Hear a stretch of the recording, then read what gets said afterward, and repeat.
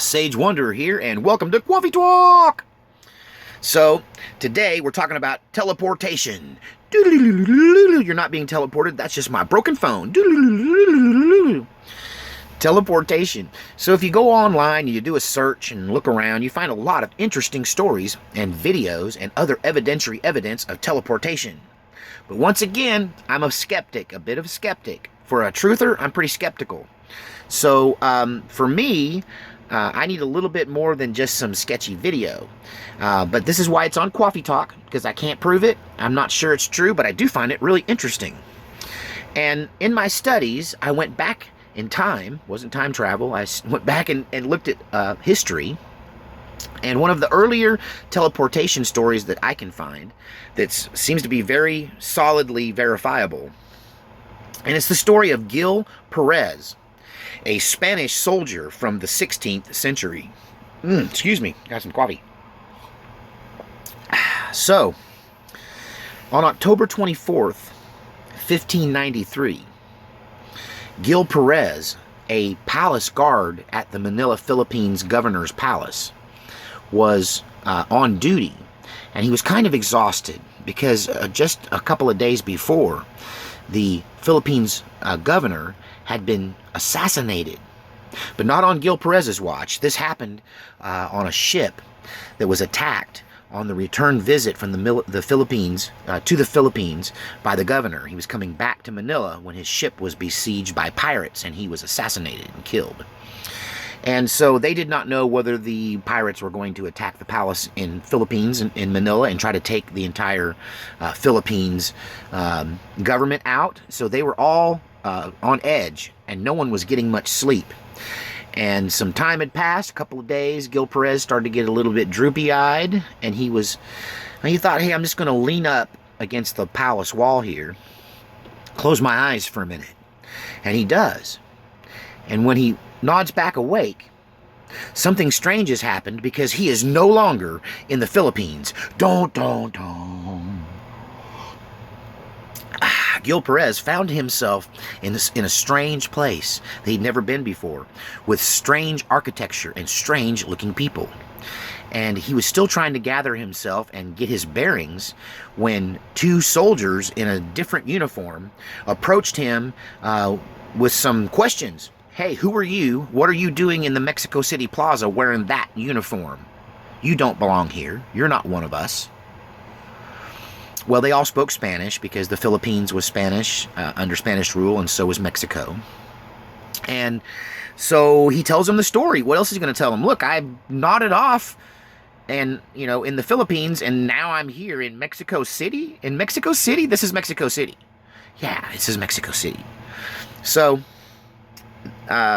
he tells him the truth, I nodded off. I teletransported all the way here in the blink of an eye. Well, back then when you told a story like that, they didn't take you and put you on Coast to Coast AM. They didn't give you your own YouTube channel. They didn't do coffee talks about your experience. They just took you straight to the Inquisitor. Ever hear of a little thing called the Spanish Inquisition? Yeah. So he was accused of witchcraft and being in league with Satan and taken off to the Inquisitor. The Inquisitor threatened him with torture, but never did torture him, because they kind of just took his story and threw it right out and went, look, what we've got here is a pure old RD, plain old deserter. He just deserted his post in the Philippines, got on some merchant ship, and ended up over here. Now, this was the same day. October 24th, he falls asleep in the Philippines, and October 24th, he wakes up in Mexico City. And all of this is very well documented by the powers that be, because he disappeared on one end and was accused of deserting his post in the Philippines, while simultaneously he was under trial in Mexico City for deserting his post.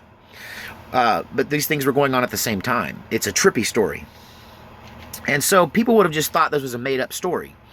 And part of the reason they didn't believe him is because he told them of the assassination of the governor of the Philippines, and that news had not arrived yet to Mexico City. You see, it was a 2-month passage by ship, in those days from Manila to Mexico City. It took 2 months by ship. So it would be another 2 months before they got word that the governor had been assassinated in the Philippines. And so they imprison him, and he is languishing in prison when the Manila, the merchant ship from Manila arrives with all of the goods. This would have been around Christmas time in 1593. And they arrive with the news that the governor of the Philippines was killed. And so the authorities in Mexico City went, wow, okay. So this guy, this traitor, or this deserter that we got in prison over here, he was telling everybody this news 2 months ago. And so they had their own little do-do-do moment, and they asked the captain of the merchant marine ship if he knew of a man named Gil Perez who guarded the palace. And he said, yeah, he does. He guards the palace. He's the guy out front most of the time, and I see him on a regular basis. And they were looking for him the day we left. They left on October 24th. 1593, the day he disappeared. And they said that they were looking for him because he was being accused of deserting his post. And they didn't know what the outcome of that was there. And they were like, well, we have him here in the prison. He's been here for 2 months.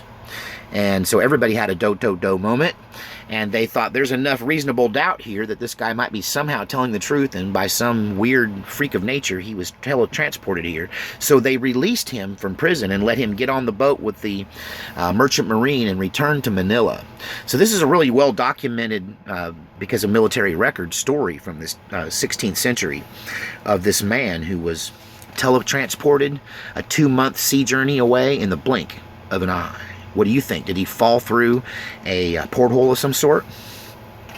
Another interesting story, and this lends me, it leads me to my conclusions about how teletransportation or teleporting might actually work, because I think it might be related to true astral projection. I think a lot of the things that people are calling astral projection now, for it to truly be a projection, there's got to be an image on the other side. So other people have to see you. In the case of Gil Perez, the Spanish soldier, I mean, he was definitely physically tangible. They locked him up. They laid hands on him. They cuffed him. You know what I mean? But with Emily Saget, her story is about a doppelganger, or a double of herself. That Emily Saget, a 19th century little girl in France, had a spirit double, a carbon copy, kind of like my busted phone, a phantom image of herself that would follow her around, that started when she was a child. And it would just mimic everything she did. It was just like a ghostly image of herself. Now, it wasn't on all the time. It wasn't there all the time. It would come and go. And so her parents tried to keep this a family secret. And when it happened at school, they realized they needed to homeschool Emily. And she got a very good education with a private tutor. But eventually she wanted to take her education into the workforce, and she wanted to be a teacher, and she started working as a teacher. And everything would go along fine until one day her doppelganger would just show up, or this ghostly double image of herself, and, freak everybody out, and then she would just leave without saying goodbye, move to a new town, and start over. And she did this 18 times until finally something strange happened, and maybe she just got tired of moving. But people began to see this, and they were not alarmed by it, and they were intrigued by it at one job, and she ended up staying there at this one school for many years. So her doppelganger stayed with her the entire time, her entire career as a teacher, and it's well documented by other teachers and by students from the time. And students would say that she would just be, say, for instance, writing on the chalkboard, and then her doppelganger would appear next to her, this phantom form of her, and it would be basically writing the exact same thing she was writing on the chalkboard, except it had no chalk to write on the chalkboard with. Now, you might just think that's some kind of weird optical illusion, some kind of spiritual projection of sorts. I don't know. A wrinkle in space-time.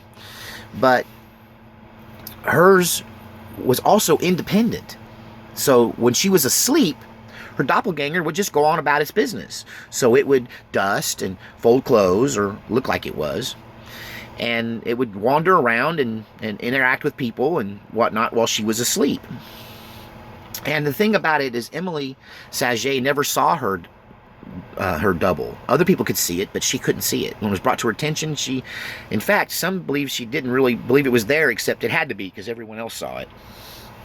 And so, what was interesting is that it would wander around while she was sleeping, and sometimes this would happen while she was awake. But if her doppelganger ever went roaming while she was awake, they would find Emily in a strange trance-like state. And, when they asked her what she was thinking, when they kind of wake her up from the translucent or the trance state, she would say that she was thinking about doing this task or that task, which would, ironically or strangely enough, be the exact task that the doppelganger was witnessed performing. So was Emily Saget projecting herself and her image of herself out into the universe somehow, accidentally? What do you think? Was it a portal? I don't know. This one trips me out. This one is from more modern times. And this one is also pretty well documented through the police reports of the occurrence. This happened in November of 2000 in Miami. Ralph Morley and his wife were relaxing in their backyard hot tub when all of a sudden, right there in their hot tub, a man appears underwater and pops up out of the water and shakes water out of his hair, and there's a strange man in their hot tub. He materialized right in front of them. And they're like, "Oh my God, who are you? What the heck are you doing in our hot tub? Where did you come from?" He seems very disoriented and perplexed. And the story he tells is that he dived into a swimming pool in a hotel swimming pool, where he was staying with him. He and his family were staying there. He was swimming with his family. He dove into the deep end of the swimming pool and just popped up out of the water in their hot tub in their backyard. And so, he said he was from Kansas and he was on vacation, and the hotel he said he was staying at was 8 miles from the location where he popped up in this hot tub.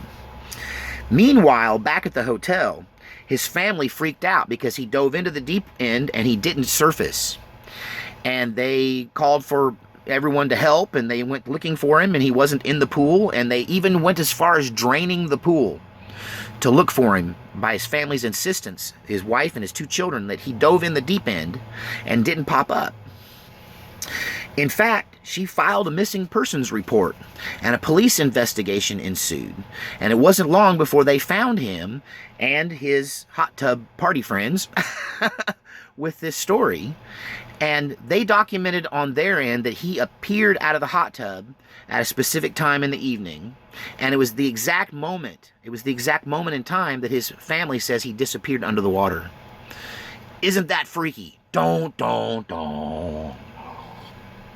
The police investigation confirms that the report of his arrival in the hot tub and his departure in the swimming pool were the exact same moment. Did he fall through a hole in the space-time continuum? Interesting stuff. So, if you go online, there's a ton of videos. There's the video of, but here's the thing. I don't trust videos these days. I really only trust personal accounts and witness statements, because video can be doctored these days. I mean, Photoshop and, like all of these Windows editing softwares for your computer, these things are powerful. You can do all kinds of crazy stuff. And so I don't trust videos anymore. But there's a lot of really cool looking videos, I don't know whether I believe them or not, of teleportation on film, supposedly. There's the one of the bike taxi, which you could say that's either teleportation or an angel or some superhuman being. But essentially you have a guy who's about to get hit by a bus, I think, and he's on a little bike taxi where it's like a motorcycle in the front and a 2-person seat in the back, kind of like a rickshaw with a motor. And he's driving through this intersection, and he's about to get wiped out by a truck that ran the red light. And this image of this human being in a hoodie, you can tell when it stops, but it just looks like a shot of light. And he runs and he grabs the guy and he pulls him out of the way of the car just in time, or the truck just in time for it to miss him, or bus or whatever it was. And then he jets off again. So you've got all these images. There's one of a guy that just walks through the wall of a convenience store in front of a homeless person. And the homeless person's like, what? You know, those are, what is it? Circuit TV, closed circuit TV, you know, surveillance cameras that capture a lot of this stuff. And so that's even easier, I think, to doctor, because a lot of it's grainy and most of it's black and white. And, you know, so it's a little easier probably to mess with. We've all seen the one of I think it was a woman or a man that just appears in the middle of the road and a diesel truck swerves and goes around him and almost hits him. The other one is a man on a bicycle who just is riding along in the camera, and he kind of looks at the camera and then he just disappears. So there's all this footage, and then there's the Philadelphia experiment. If you want to see a good video on that, you know, there's lots of them.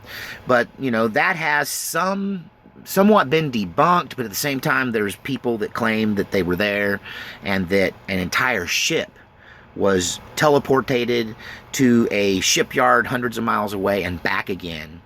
And of course, we all know the stories of the sailors who were infused with the metal in the decks, and it was just a big gory mess. They even made a movie about the conspiracy theory of the Philadelphia experiment in the 1940s, post-World War II.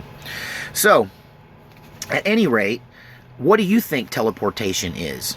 Is there tears in the fabric of space that allows people to be teletransported? I mean, there's one story of a guy who not just transported. I'm saying that wrong. I don't care. I'm making the video anyway. You can just criticize me. I don't give a hoot. This is take 3. Excuse me if I go too fast, because I got a lot of coffee in me right there. That's 3 cups of coffee for 3 takes. So we're just gonna push right on through with my teleportation video. But anyway, tell me what you think it is. Are these people being teleported? Transported? I like that better. Are they being transported? Scotty, beam me up. Or are they just full of hoo-ha? I don't know. Tell me what you think in the comments section.